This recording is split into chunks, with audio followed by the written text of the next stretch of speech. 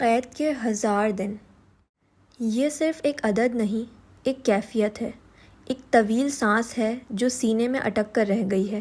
یہ 1000 دن جیسے وقت نے خود بھی تھک کر بیٹھ جانا سیکھ لیا ہو۔ ہر دن اپنے اندر ایک سوال لے آتا ہے اور ہر رات وہی سوال آنکھوں میں سلگتا چھوڑ جاتی ہے۔ دل بار بار یہی سوچتا ہے کہ کیا انصاف کی راہیں واقعی اتنی طویل اور کٹھن ہوتی ہیں؟ کیا سچ کو ہمیشہ صبر کے کٹہرے میں کھڑا رہنا پڑتا ہے؟ عمران خان کی قید محض ایک شخص کی قید نہیں لگتی، بلکہ ایک سوچ، ایک امید اور ایک خواب کی آزمائش محسوس ہوتی ہے۔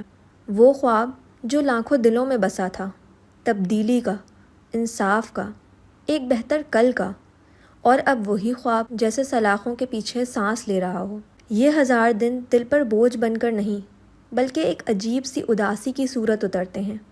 ایسی اداسی جو شور نہیں کرتی، بس خاموشی سے اندر ہی اندر انسان کو کھوکھلا کرتی رہتی ہے، جیسے کوئی چراغ ہوا کے بغیر بھی دھیرے دھیرے مدھم ہو رہا ہو۔